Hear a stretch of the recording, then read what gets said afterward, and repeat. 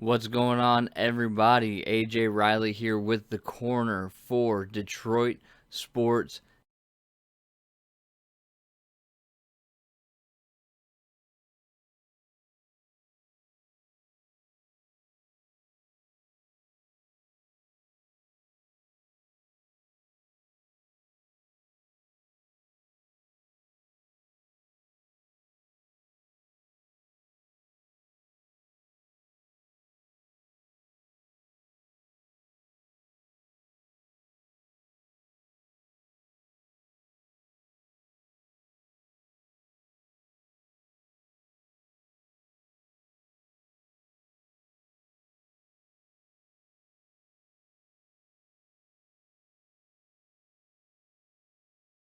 Figure out who is going to um, represent the Old English D at the AllStar Game this summer, and I've got some thoughts on that. And I know there's been some things swirling around with that. I know we're not live like we normally are previous to series, but we will be this Wednesday night previewing our upcoming series for the weekend. Just scheduling conflicts and things like that did not work out. Before we hop into the recap, I do want to remind you to make sure that you are liking and subscribing all of our content that is on YouTube, Facebook, all the social media platforms. You can hit that subscribe button, hit that bell, hit that thumbs up, like the content, share the content, because you're not going to find content like this anywhere else.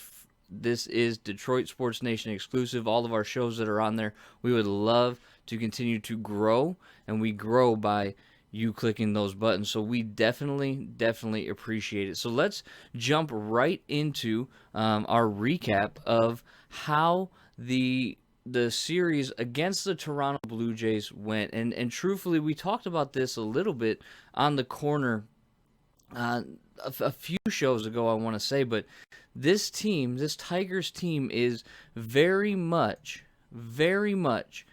a roller coaster. There's going to be a lot of highs, like we saw in Pittsburgh, where they took two games from a Pittsburgh Pirates team that's not that great, but was playing pretty good ball. They had just swept the Dodgers, and the Tigers beat them 2 games in Pittsburgh.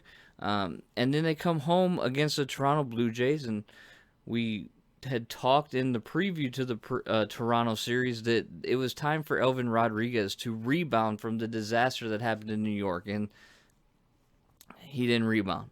He didn't rebound at all, actually. He gave up more home runs to the detriment of their opportunity to win for sure.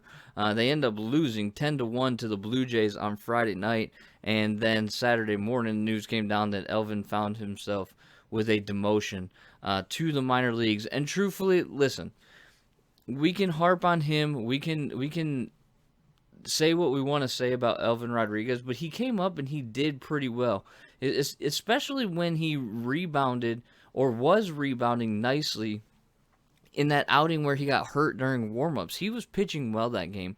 And truthfully, against the Yankees, he wasn't pitching terribly. We just know that there was the pitch tipping incident that was occurring. And maybe that was in the back of his mind, but his stuff just did not have life. Friday night, those guys were on top of everything, and it seemed like he was throwing batting practice. They just teed off, and they hit the ball hard, and they hit the ball far, and it put up a lot of crooked numbers for the Toronto Blue Jays and got them the first win in this series on Friday night. But Saturday was a different story, and I don't know about you, but Bo Brisky has been really good. Yes, the win-loss record does not indicate that, though he did earn his first major league win on Saturday. But he has pitched really well, and he has done everything that he has needed to do, stepping into the rotation in a time when the rotation needed a lot of help. And he's been solid. He's not been flashy, but he's been solid. And that's the type of solid piece that you can build a good rotation around. The Tigers won 3-1 on Saturday. They got a triple from Eric Haas that scored a run. They got, I believe, an RBI from Harold Castro as well. And lo and behold, Javi Baez actually saw some pitches. He walked 3 times, walked base on balls 3 times in the series against, or in the game, not just the series, in that game Saturday, and ripped a single to center field. And man, that was a welcomed sight. Javi even admitted, Friday night fans were giving it to him a little bit. And nobody, listen, I understand there's disappointment. I understand that people want to see a player that's being paid perform. But these guys, you can't act like they don't care, first of all. You can't act like he's not trying. But Saturday was a good indication of what is possible. Javi can see pitches, and he even admitted, as I said, he understands the fans are disappointed. He's disappointed as well, but he's seeing the ball better. He said he could stay on the fastball longer and watch it longer. And you could tell the way that he was taking pitches and the way that he was going about his plate approach was exactly the type of approach that we need to see from Javi Baez moving forward. Driving fastballs up the middle, not trying to pull them for home runs. Hitting the ball hard up the middle, gap to gap, and being patient and waiting for the pitcher to make a mistake that you can jump on. So it was good to see that, and that aided, that 3-1 victory on Saturday. And you come into Sunday's game thinking, you know what? Tarek Skubal's on the mound. We have a prime opportunity to steal a series, as we talked about in the preview, potentially stealing a series from a really good baseball team, the Toronto Blue Jays. And that didn't happen. You went from a really low Friday night to, we competed and we beat and we scratched out a game against the Toronto Blue Jays, to then a clunker, which we have not seen for a while from Tarek Skubal, but it was a clunker. He only made it 4 innings, got tattooed for 4 runs in that 4th inning, a lot of extra base hits. Jacob Barnes comes in and pitched okay, but gave up another 2 runs. And the offense was just anemic. Couldn't hit the ball. Ross Stripling really shut them down Sunday afternoon. They actually got to and put the bat on the ball against Toronto's best pitcher this year in Kevin Gausman. But Sunday was a different story, and they ended up losing 6-0, dropping their record to 24-35 on the season. But we talked last show about these next 54 games, and they've played 5 of them, and they're 3-2 in those 5 games. They got 2 wins against the Pirates, 1 against the Blue Jays, and now I did a little projection. Now, I don't expect these projections to be what happens, and this is not what I'm saying, but if the Tigers were to win 3 out of every 5 games, they would end up with a record after 50 games played. We'll forget those extra 4, just because the math doesn't work out necessarily, right? But those first 54 games, if they win 3 out of every 5, they'll come out of this stretch of 54 games at game 50 with a record of 30-20, which would put them at 61. And just doing some real quick math, because they came into the Pirate series at 21-33, that would put them then at 61-53. Now, that's just how the numbers work themselves out. Are they going to win 3 out of every 5 games? No, because the theme of the night is the roller coaster, right? This team is a roller coaster. And I was listening, I was cutting the grass as I was following the team yesterday. Or no, it was even today. It was today. And I was listening to Dan and Jim on the radio call, and Dan just made mention. He said, I can't remember a time when I've seen so many streaks. Just so much up and down, so much back and forth with this team. They take 2 steps forward, and then they take a step or 2 or 3 back. And we talked about this a little bit. Having the 5th youngest roster in the major leagues is going to do that to you. They had a little bit of trouble defensively. They are still making just inexcusable base running mistakes, not freezing on line drives, not knowing where the defense is aligned in case a ball is lined right at them, and taking a few steps and getting doubled off, which happened a number of times in this series. But this team is streaky, and there's going to be a lot of ups and downs. You hope that at a certain point it starts to level off. You hope that at a certain point it starts to kind of the young, immature roster starts to mature and gather its wings and become a team that's steadier rather than streakier. So doing a little projection, and if they win over the next 50 games, starting with the first one in Pittsburgh that they had earlier this week, if they win 3 out of the next 5, their record would be 30-20, and that will put them at 61-53, which is I mean, that would be awesome. That would be fantastic. And what I did with the final 4 games that I talk about these thirds of 54s, right? First 54, middle 54, and last 54. I just split those 2 and 2, 2 wins, 2 losses. I'd put them at 32 and 22, which would give them 65 and 30. No, 55, 65 and 55. Put them about 10 games over, which would be awesome. I just don't think that, with how streaky they have been, it's going to get there. They may go on a stretch where they win, 6 out of 10 games, which would be phenomenal. But then they may go on a stretch where they lose 8 out of 12.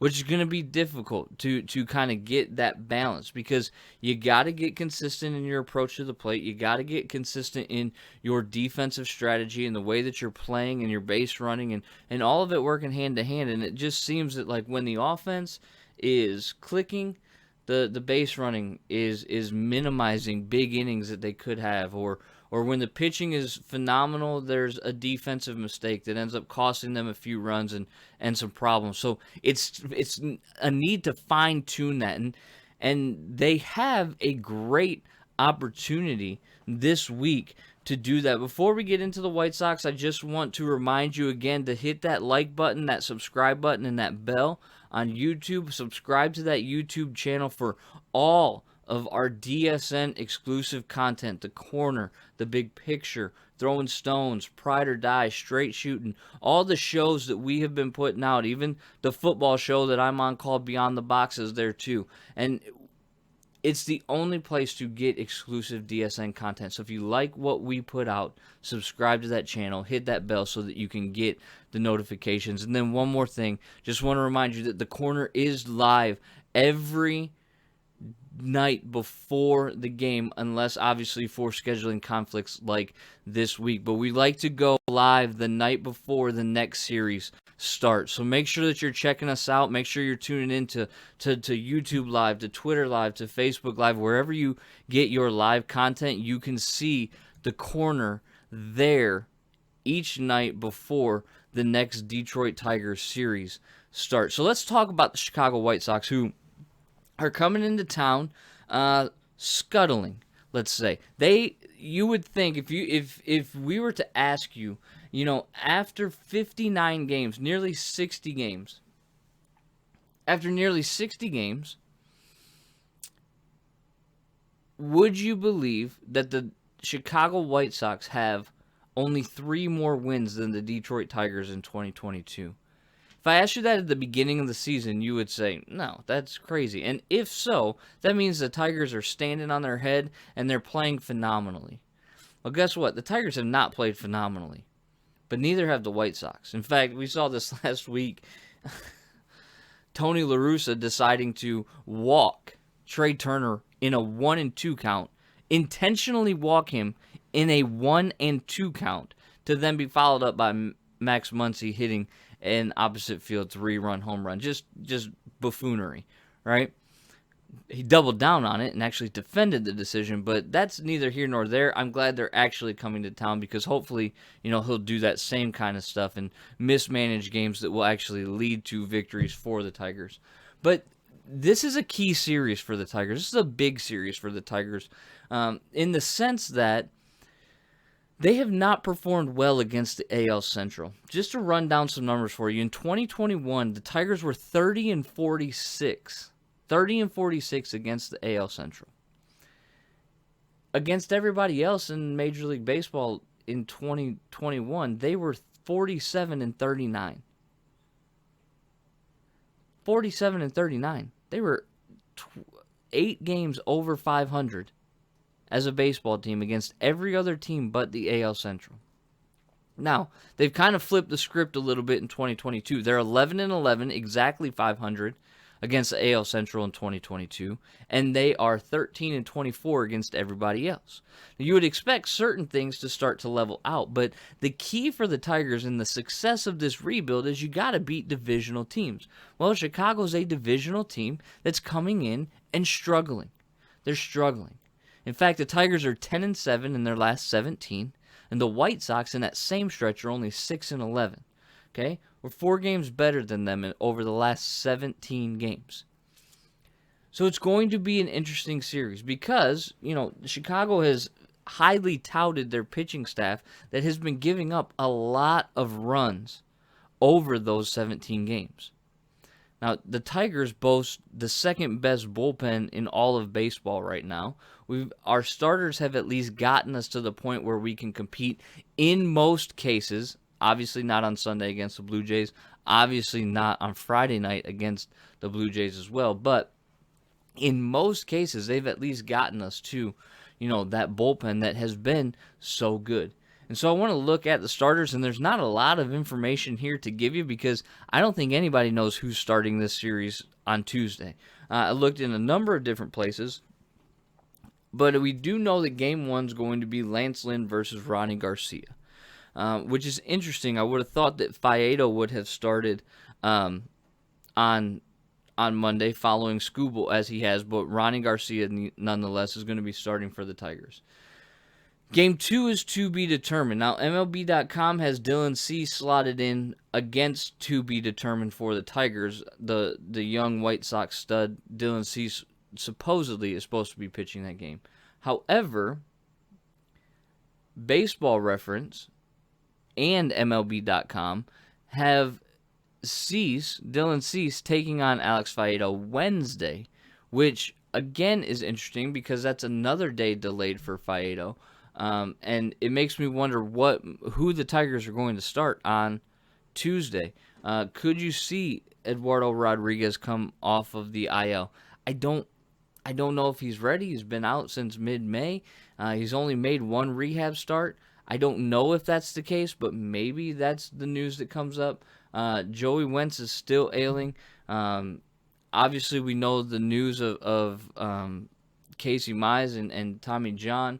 No word on Michael Pineda that I've heard yet. So who the Tigers, maybe it's just going to be a bullpen game potentially and then get back to Skubal to start the series against the Rangers on Thursday. I don't know. I can't even give you a best guess. If I were to guess, it's going to be a bullpen game. You can see Willie Peralta starting the game on Tuesday. But we'll see. It's going to be an interesting series for the Tigers because you have a White Sox team who is supposed to be the class of the division, who is not the class of the division. And again, listening to Dan and Jim talking about the AL Central this year, they were very adamant that this division is still very much up for the taking by really anybody except the Royals. Now, the Tigers would have a ton of work to do, right? They're 9.5 games back at last look of the division-leading Twins right now. They sit fourth, which means that they would have to jump 3 teams in order to do so. And so they'd have a ton of work to do. But sitting in second place right now is the Cleveland Guardians, which is surprising, first of all, that it's not the Twins, because I would have for sure thought the White Sox would be 1, the Twins 2, the Guardians, Tigers 3, the other one 4, and then the Royals 5. But right now, the White Sox are a mediocre baseball team. They're not a great ball team right now. Yes, they lost Eloy Jimenez. They've also lost a number of significant players, but every team deals with injury. So it's going to be very interesting to see how the Tigers can make their starters work, have a good approach at the plate, and stop with all this chasing, all this, lack of contact at balls that are in the zone. All those different things that add up to just a subpar offense. They've really, really got to start to figure out how to hit at a ballpark that has been rating out as a relatively decent hitter's ballpark, Comerica. I know we think about the big walls and all that, but the spacious outfield out there, if you can hit the gaps and you can go with pitches and drive them and hit them hard, you got an opportunity to run. I mean, we saw Eric Haas, who had caught all game, shoot a ball down the right field line and leg out a triple, which was phenomenal hustle. And we love to see that kind of thing here in Detroit, and we need to see more of it. Stop trying to hit the ball to the scoreboard. Hit the ball through the gaps. That's where the Tigers have to live and die over these next few series. If they want a shot at hitting a 3 out of every 5 games, as we've talked about in the projections, then they have to start hitting the gaps. They have to start driving the ball and stop necessarily worrying so much about launch angle and trying to get the ball over the fence, because that's not their game right now. They need to start just doubles replacing doubles. We saw it. The Blue Jays offense Friday night, double, replace double, home run, double, replace double, home run. Like, they did exactly what you should be doing. Turning on the ball, going with the pitch if necessary, but driving the ball to the gaps. And that's what I'm focusing on this entire series when I watch these games. The pitching's going to take care of itself. I'm not even looking at the pitching right now. I'm solely focused on the approach to at the plate. And what I'm going to mainly be focused on is I'm going to be looking at balls in the zone that they make weak contact on or swing through entirely. That's going to be I'm honing in on those things, because good hitters, the Yankees, the Blue Jays, those good offenses, they don't miss those pitches. And right now, the Tigers do not have that good offense, and they are missing those pitches. So check out at DSN at the corner on Twitter. I'm posting game cards when I cover games. All the score sheets are there, and I'll be color coding them to know which ball did not get driven that was in the zone, or if they chase, or just this offensive approach that's got to get cleaned up, because the Tigers have played, and I wrote it down, so I'm going to check my notes here really quick. But the Tigers have played 29 games. Well, they've played 59 games. In those 59 games, 29 of them have been 2 runs or less scored by the Tigers. In nearly half their games, they've scored 2 runs or less.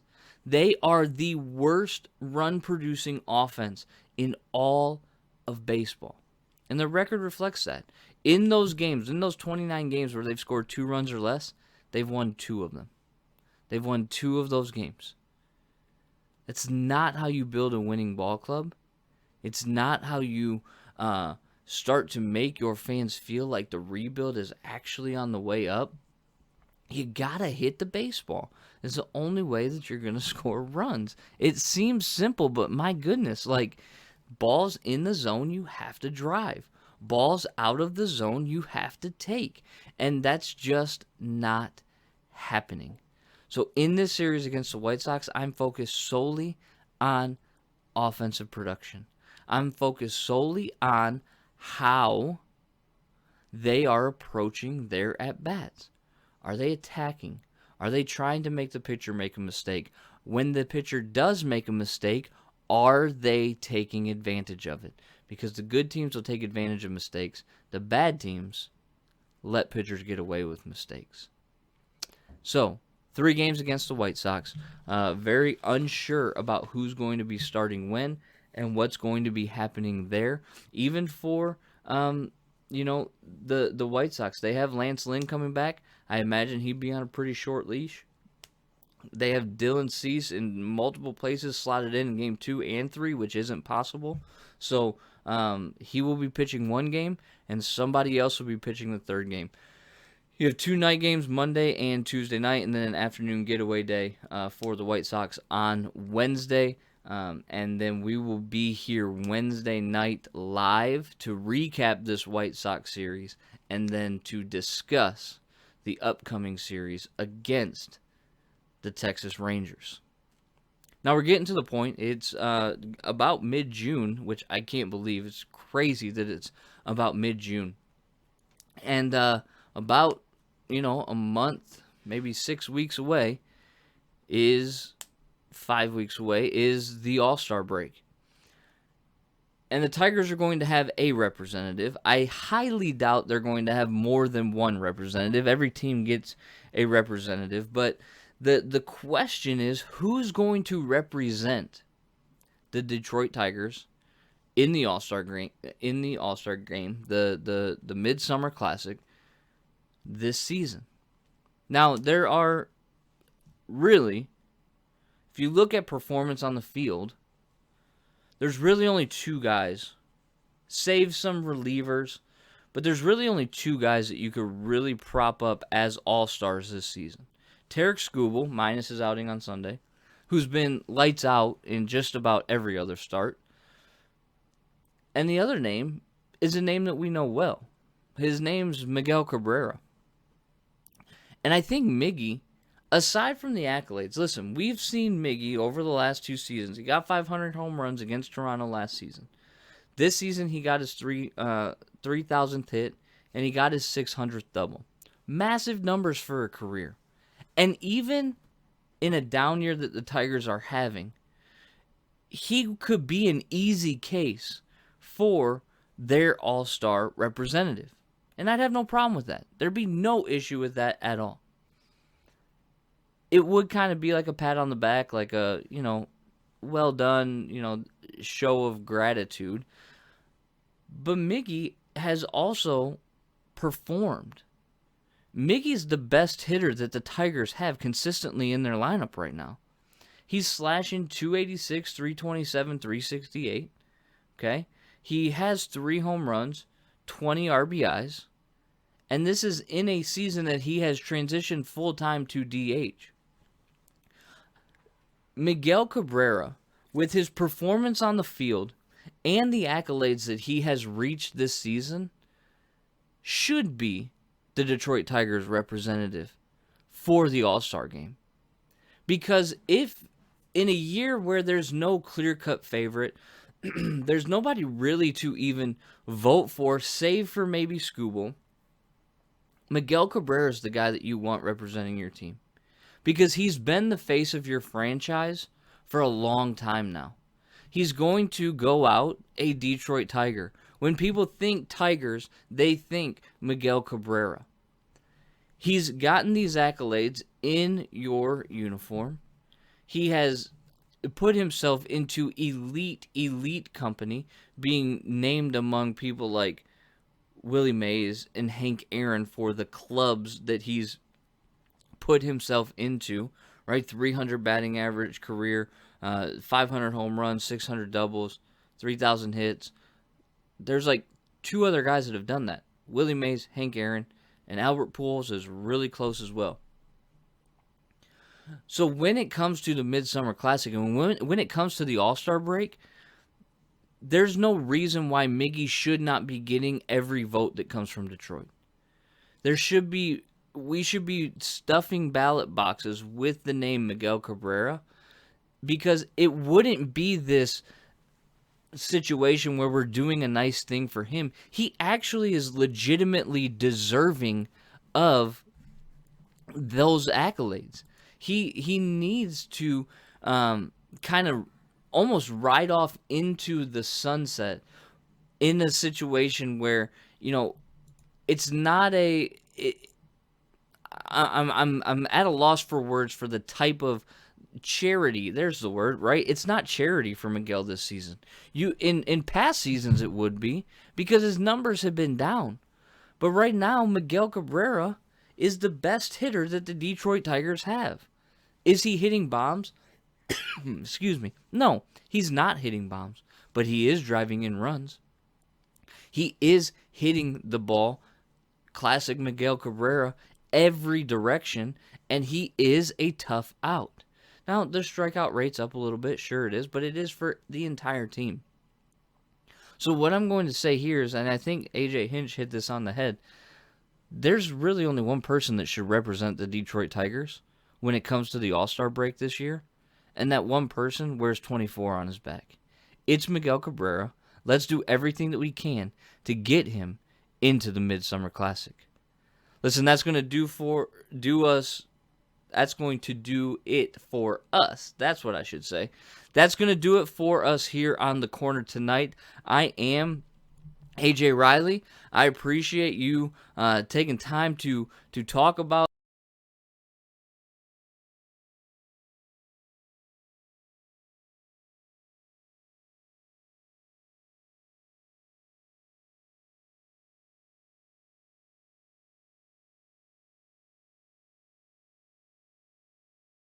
a little bit of a turnaround here on this 2022 season.